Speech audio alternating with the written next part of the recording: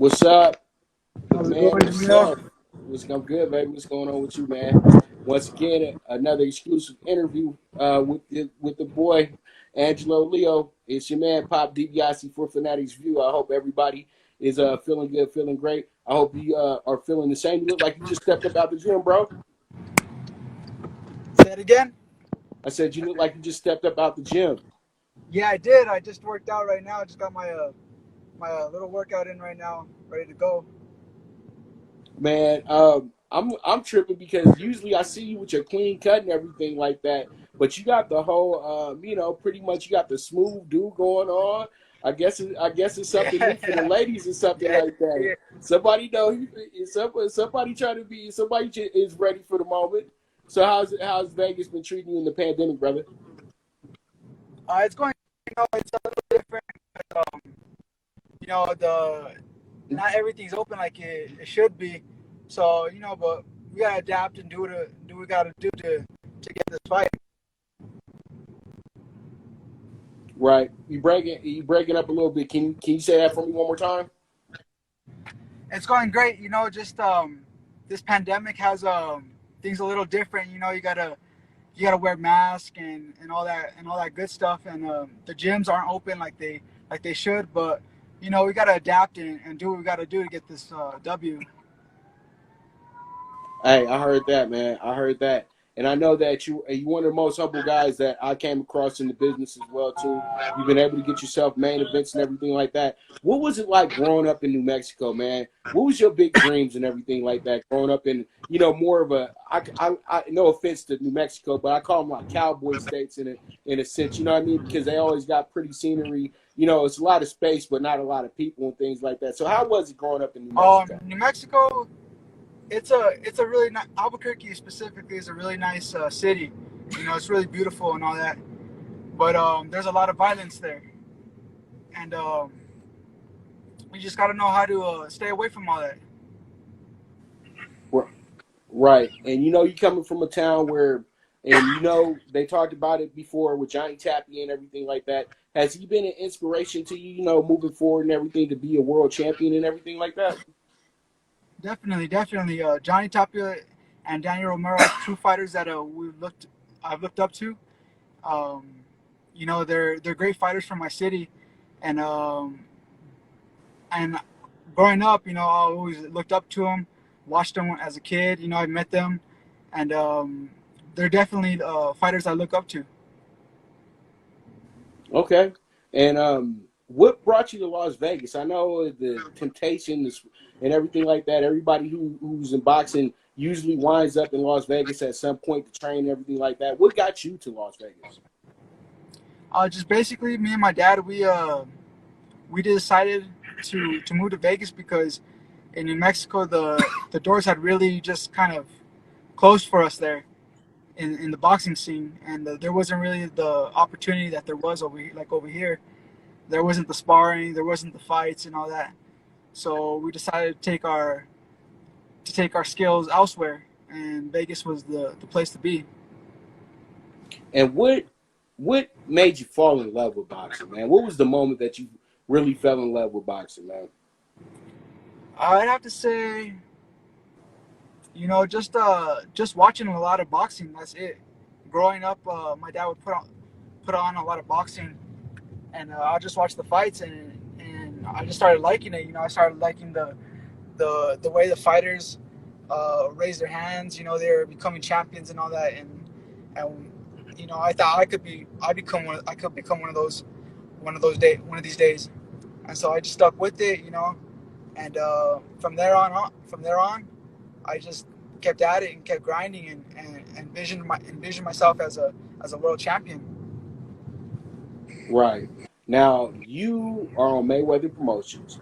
What brought Mayweather Promotions to you, sign you, make you one of their, at the time prospects? Now you're a contender, possibly a champion very soon as well too. How did you guys connect with Mayweather Promotions? Basically, when I moved out here, uh, me and my dad decided to start training at the Mayweather Boxing Club, and from then on, caught the eye of the staff, and the staff really liked us. And word got around to Floyd Mayweather. Floyd started watching me. He watched me spar Gervonta. I did real good against him, and then ever since then he had his eye on me, and he told Leonard Allerby. We got in contact with Leonard Allerby, and we started negotiating our contract. And in November of 2017, that's when I got signed to Mayweather Promotions. All right, man, and you got a great family too, man. They very supportive of you. I was at both of your main events actually. But the one with Tabino and everything when I met you and everything like that, man. You got a family. They told me that you have a unique style. Where did you get that unique style from? Because a lot of boxers want to go in there and go to war, but you're the type of boxer just like Floyd. You hit, but you don't get hit. What made you want to get into that type of style? Basically, that's just the love of the sport. That's the name of the game, is to hit and not get hit, and still be effective. And that's what I aim to do, is hit, not get hit, be exciting, um, give the fans what they want, which is knockouts. And that's exactly what I've been doing these last fights. And I'd say Okay. my style is like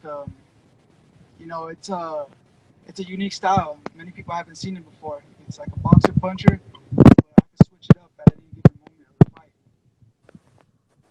fight. One more time for me, man. I lost you at those last few words and everything. Basically, what I was saying is my style is very unique. That I can switch it up at any given time of the fight, and I could box, I could punch, I could counter punch. I have a lot of different looks to my style. All right, and man, we know that now you've been seasoned. They put you in a great position. Do you think the main event experience over at Sam's Town that they put you a part of has prepared you for this moment against Stephen Fulton for the WBA belt? Yeah, I'd say it did. Um, Considering that this fight doesn't have fans, it's gonna be like any other fight. But definitely, main events, they do season you for the big lights, for the bright lights, especially the ones at Sam's Town. Those are the ones that help me out, give me that experience that I need. All right, I got another question here for you. Now, I know you've beaten everybody that you stepped into the ring with. Will Stephen Fulton be the toughest test of your career as of today? Mm, that's a tough one because I've had some pretty tough fights in my career. Probably one of the most skilled fighting, but I don't know about the toughest because I have fought Cesar Juarez, who was probably my toughest fight, and he took a punch strong.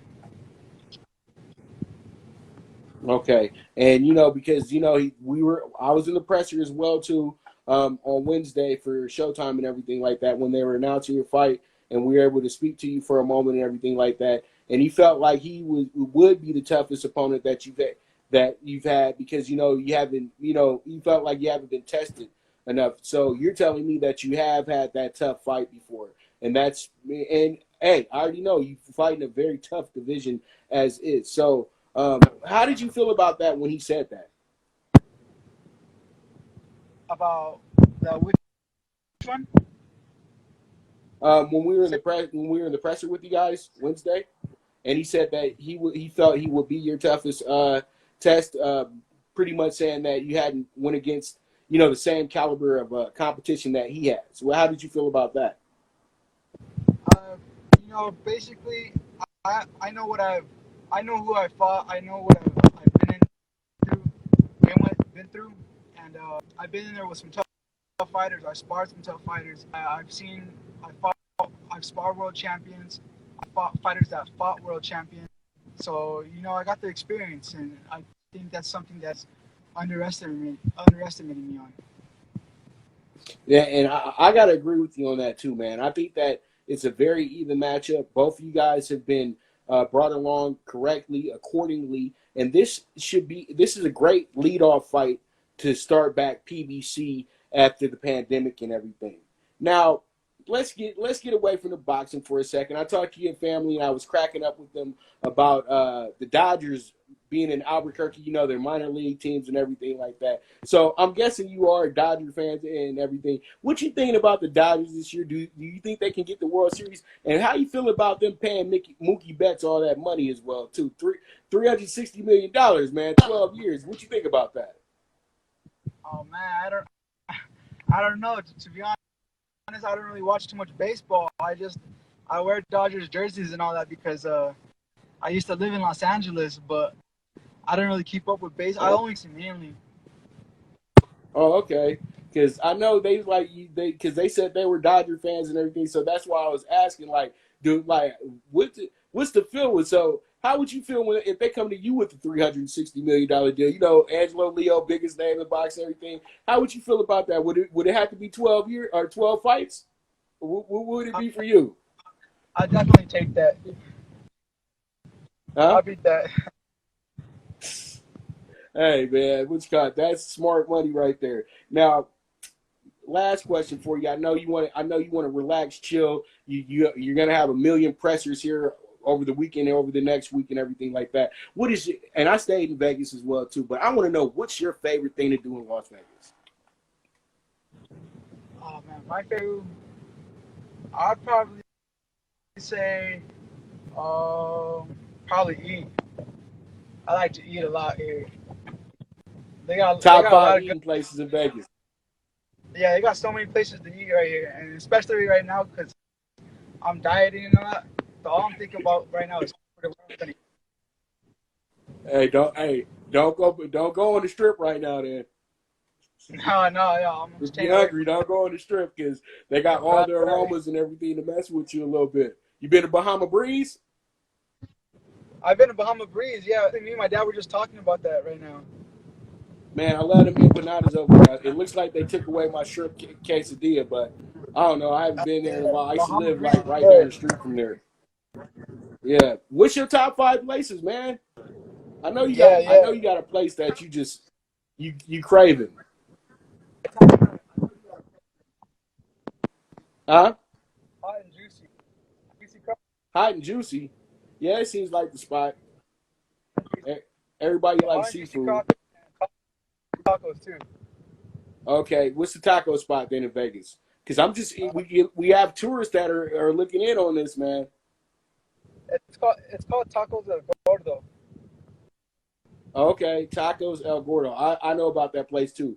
Don't they have a few of them out there?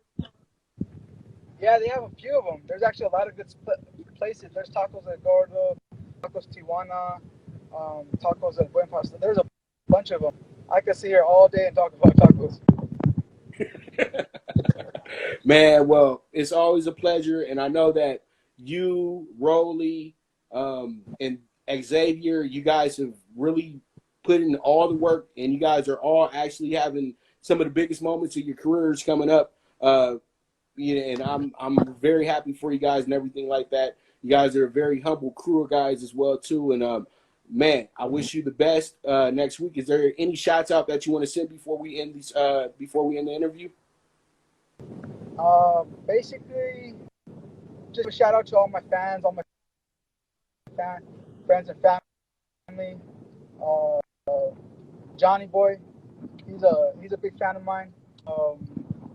Basically, that's about it. And just tune in next week. It's gonna be a great fight.